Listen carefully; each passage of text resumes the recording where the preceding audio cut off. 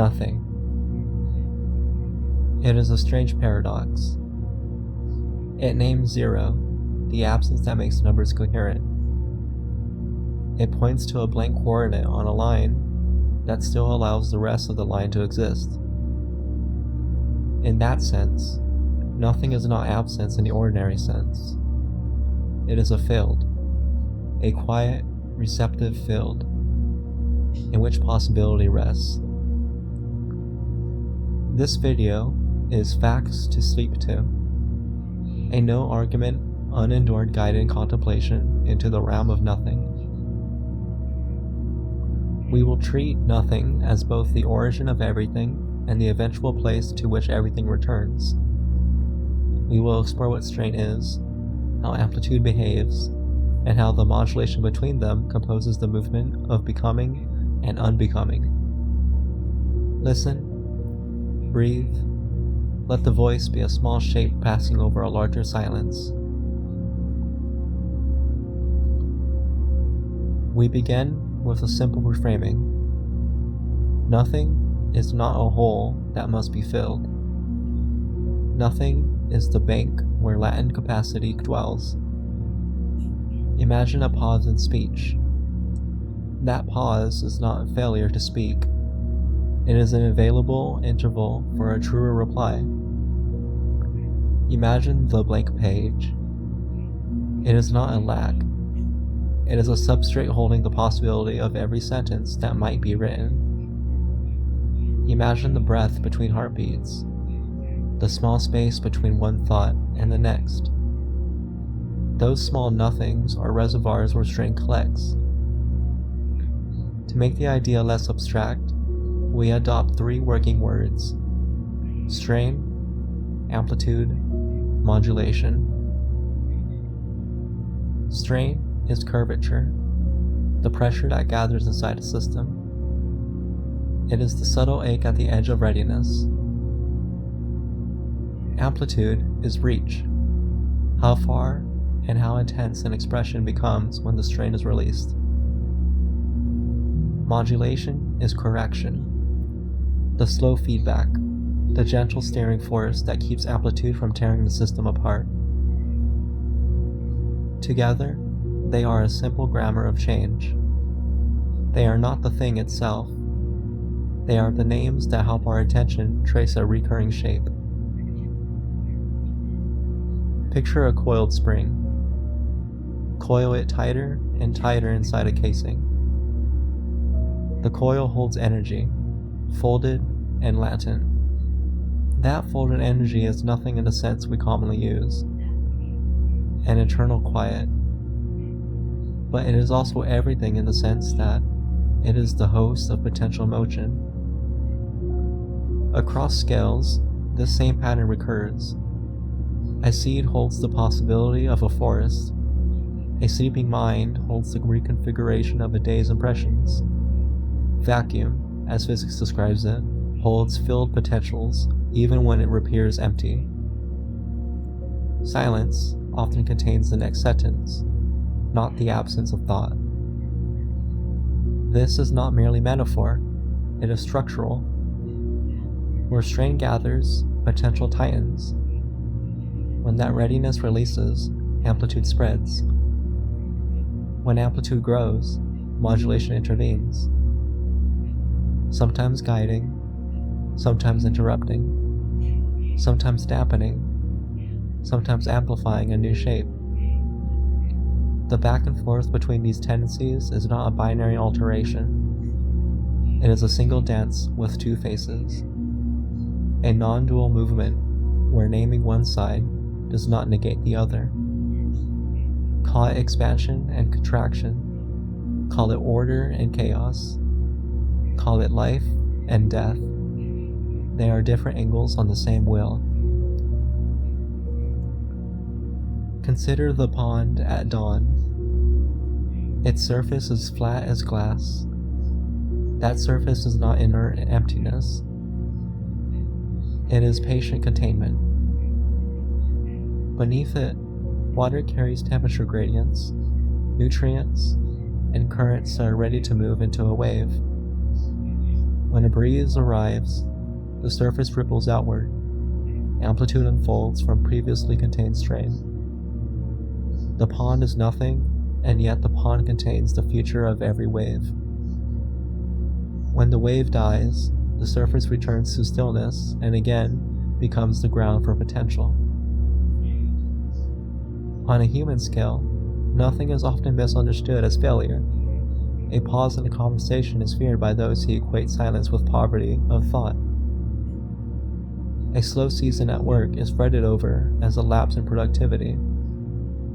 A grief that seems to make a life stop is labeled dysfunction. These misunderstandings are social, not structural.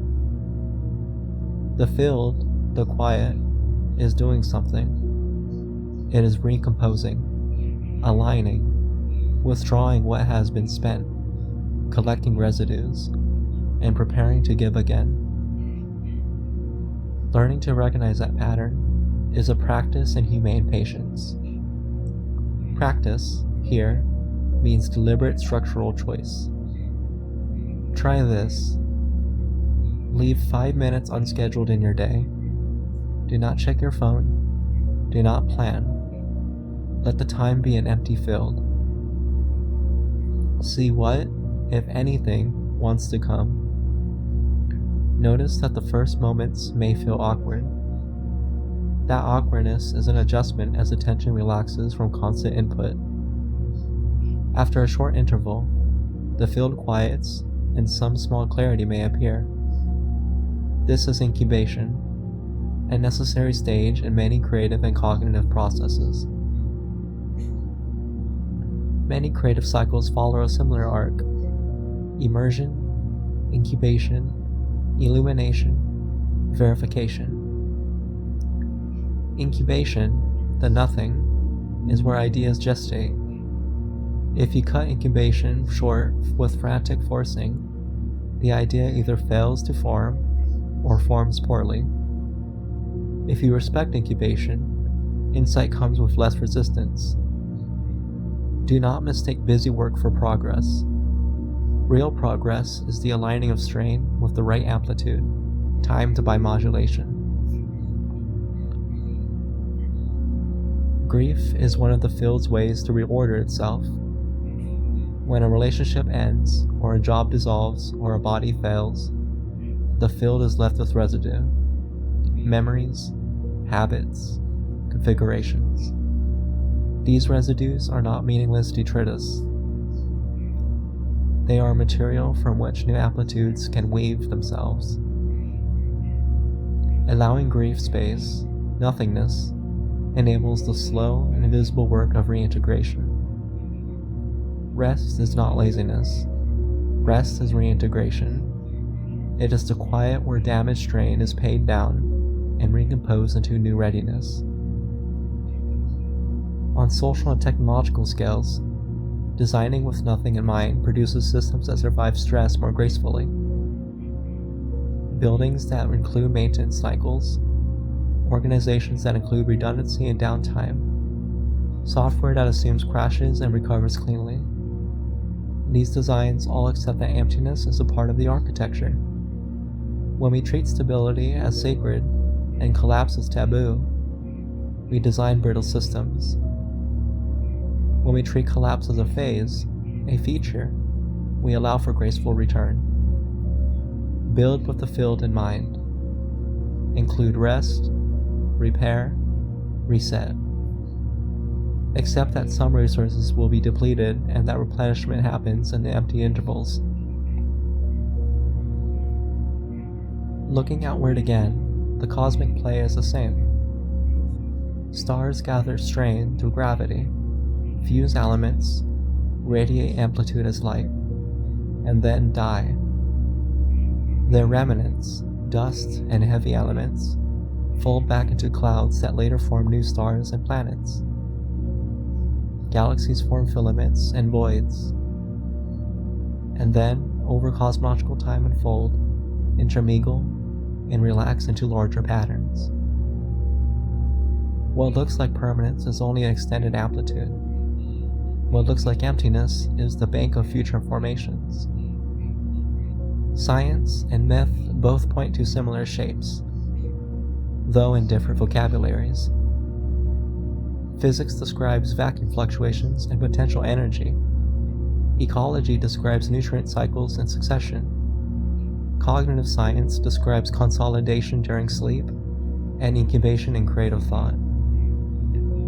Myth and ritual describe death and rebirth, descent and return. The scientist measures the mechanism. The poet names the felt mystery. Both are pointing at how strain, amplitude, and modulation iterate. A few concrete examples will help ground the pattern. In music, silence is not the opposite of sound. It is the context that gives sound its meaning. A rest placed precisely between notes is what makes a melody breathe. Dynamics are modulation. Musicians understand that a phrase's power often lies in the choices of where to stop and hold. In breathing, inhale accumulates strain, expansion, tension in tissue. Exhale releases amplitude. The pause between breaths, cycles, is the modulation that steadies heart and mind. Breathwork that ignores pauses tends to induce agitation. The pause brings integration. In conversation, a considered reply often requires a small silence. Rush to respond, and the reply is a reflex. Allow a pause, and the reply may be truer. In engineering, a pressure vessel includes relief valves. Modulation, precisely to prevent sudden catastrophic release of stored strain. In economics, recessions can be unhealthy, but they also clear disequilibria built up from overextension. Recovery is a reallocation phase where new structures grow from the cleared field. These casts of example share a principle. The field that looks like nothing has a shape and a job. When we treat nothing as zero value, we miss a resource. When we treat nothing as a feature, we gain leverage. How do we practice with nothing? Here are gentle exercises you can use, each designed to be unthreatening and simple. Use whichever one calls to you. None requires special equipment. Number 1. The 5-minute field. Sit or lie comfortably. Set a soft timer for 5 minutes. Allow your attention to rest at the edge of thinking. When thoughts arise, notice them and let them pass like clouds. Do not push them away. If you feel an impulse to do something, check your phone, plan, gently return to the felt field. After 5 minutes, write one sentence about whatever surfaced, even if it's only a mood. This practice trains you to respect incubation and to notice what arrives after a small pause. Number 2. The conversation pause. In your next conversation, after the first person finishes speaking, count silently to 4 before you answer. Notice whether your response becomes different, calmer, more considered, more aligned. This simple modulation can shift the quality of exchange in small but measurable ways. Number 3. The project timeout. When a project stalls, resist the urge to force progress with superficial activity. Schedule a timeout. Step away for a period, half an hour to 2 days, depending on context. During that time, do not try to work on the project. Let your mind do the field work. Come back and observe whether the step feels clearer. Number 4. The incubation journal. Keep a small notebook or file. Whenever an idea appears during a pause, in the shower, on a walk, in the quiet between tasks, write it down without judging it. Over weeks, patterns will emerge. You will see how time and silence shape your best insights. There is skill here that is not mystical. It is disciplined attention to timing and to the physics of readiness. We should talk briefly about fear. Nothing is often feared because emptiness feels unsafe. In a culture that prizes productivity and visible output, silence is suspect. People will use noise to fill the anxiety of not doing. But fear of nothing is itself a layer of strain. It demands constant release, amplitude, that, unchecked, becomes frantic and ineffectual. The antidote is a small retraining. Begin with intentionally short nothings and tolerate them until they feel normal. Extend gradually. As you learn to bear small vacuums, the larger intervals become manageable. Another subtle form of fear is instrumentation, treating nothing only as a tool to be exploited for later gain. That is not the point. Nothing is not merely a resource to extract from. It is a shared phase of systems and must be honored as genuine interval of presence. There is generosity in letting a space remain empty because it needs to be so. That generosity is often hard in competitive environments, but it is the same generosity that allows recovery and depth. Let us return to the triad: strain, amplitude, modulation. One way to see them is as forces that bias towards different organizational patterns. Strain, when unrelieved, tends towards rupture. If a system accumulates strain without release or redistribution, it can break. Think of tectonic plates. They build strain until an earthquake releases it.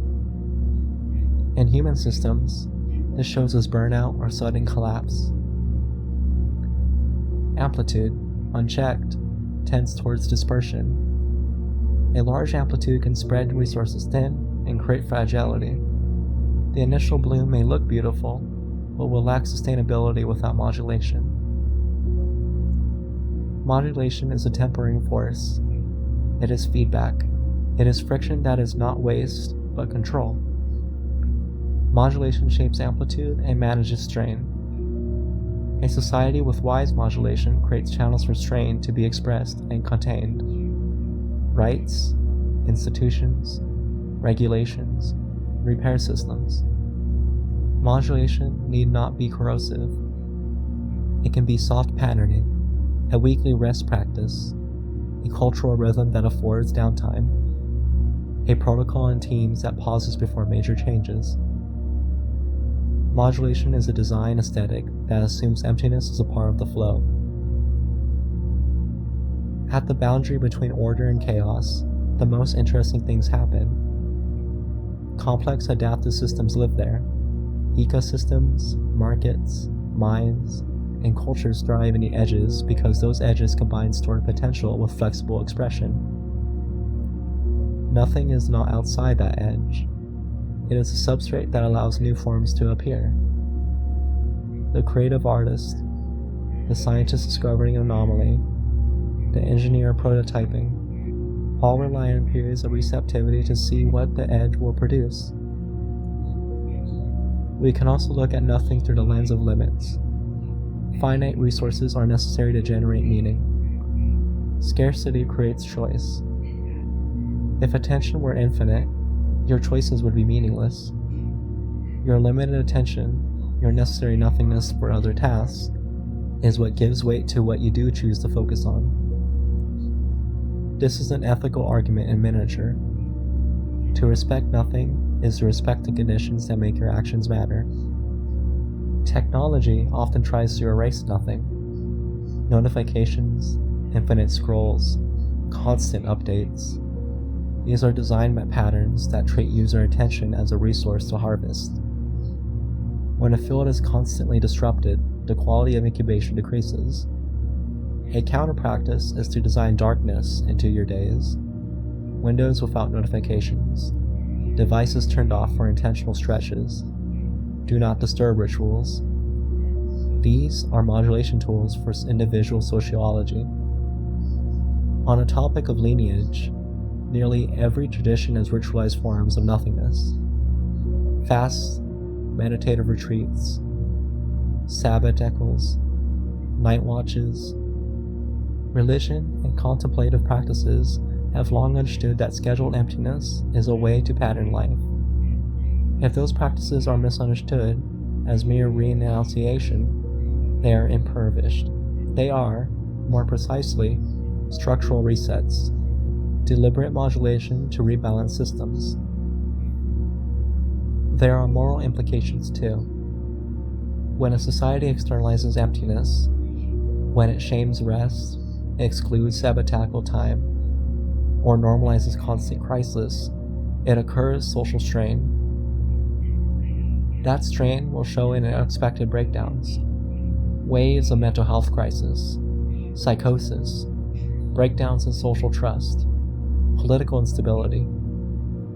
Conversely, when communities protect rest as civic infrastructure, paid leave, public parks, slow schooling models, they are investing in modulation that prevents catastrophic release.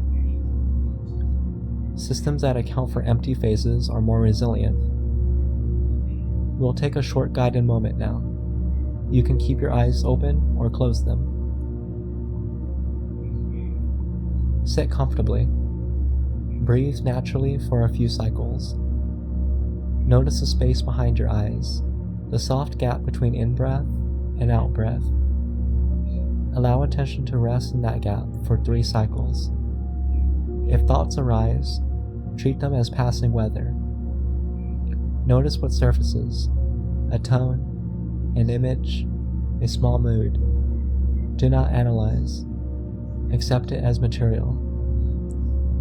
When you feel ready, open your eyes and notice the room around you. This micro-practice is the application of holding the field. It trains the nervous system to tolerate short nothings and to notice what arrives in them. Before we close, a caution. Nothing contains potential and also contains decay. Not every silence yields insight. Sometimes a silence hides avoidance. Sometimes a pause delays responsibility. The discernment between productive incubation and evasive stalling is a practical skill. Test the silence by setting a boundary. Give the pause the length. After the length, take a small, concrete step. If the pause was productive, the step will feel aligned.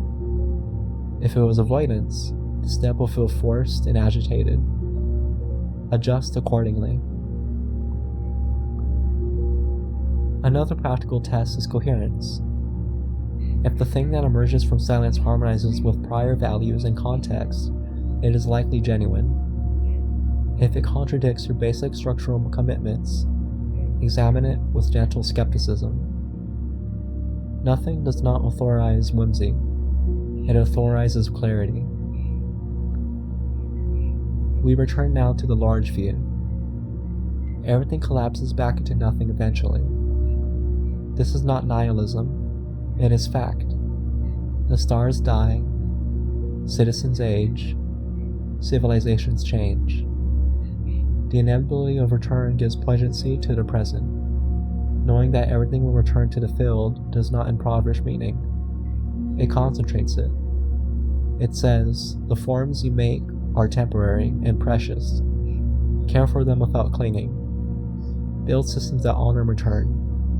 Love people without dominating their cycles. Create artifacts that include maintenance and disassembly. If you want to practice applying these ideas in your work life, consider this short checklist. Add structured blank time to team calendars for incubation and unstructured thought. Create explicit pause protocols before major decisions. Use short silence and small cooling period to test for hasty amplitude. Build recovery budgets into projects. Time and resources allocated for restoration after intensive phases. Celebrate repair publicly. Make recovery visible as part of success stories. If you want to apply them in relationships, allow for a quiet, intense exchange. Honor that both parties may need the field to reorganize. Normalize small private pauses instead of immediate emotional reactivity. Use "I will think for an hour/day" as a valid response when a decision is non-trivial. If you want to apply them in creative practice, resist constant output pressures. Hold some work as private incubation. Use deadlines as modulated containers rather than engines of panic. Build an archive of small observations that appear between tasks. Allow them to accumulate. You will notice, over time, an attunement. You will begin to feel when a field is ready to be drawn from and when it must be left to rest. That attunement is a skill. It is ecological. It benefits others as well as yourself. When you steward your own field well, you are small modules for those around you. Your equanimity dampens panic. Your careful pauses model a different tempo. We finish with a reflection that is both soft and firm. Nothing is a state and a process. It is the matrix of potential and the terminal of forms. It is neither nihilistic nor idyllic. It is the practical architecture, and it asks you two things: attention and patience. Attention is the difference between strain that needs release and strain that needs containment. Patience to allow the field to do its slow work. Listen now as the tones of this video recede. If you felt something, curiosity, relief, discomfort, accept that reaction as data. Reactions are a part of how the field reconfiguring itself is. If this prompted questions, note them in a journal. If it sparked an idea, give it a calendar slot to be revisited after a period of incubation. If it made you restless, let the restlessness be the first object of observation in your next 5-minute field. Thank you for letting the nothing be present for a while. If you would like to explore this thread further, there are more conversations about time and temporality, about the full cycle of formation and dissolution, about specific techniques for modulation in teams, and about historic rituals that formalize nothing. We have links and readings in the description if you would like more structure. If you are in the Discord community linked below, join a small practice group. We run exercises, host live Q&A, and experiment with modulation applied to work, study, and life. If you are not in the community, consider starting one small experiment. Schedule 5 unscheduled minutes tomorrow and observe what appears. Now, as the recording quiets, allow the field to do its work. You do not need to carry anything from this moment. Let the silence receive what you do not need to hold. Breathe. Let amplitude drop. Let strain settle. The pond goes flat at last. The surface patient holds the future of every wave. Rest. Thanks for watching. Take care.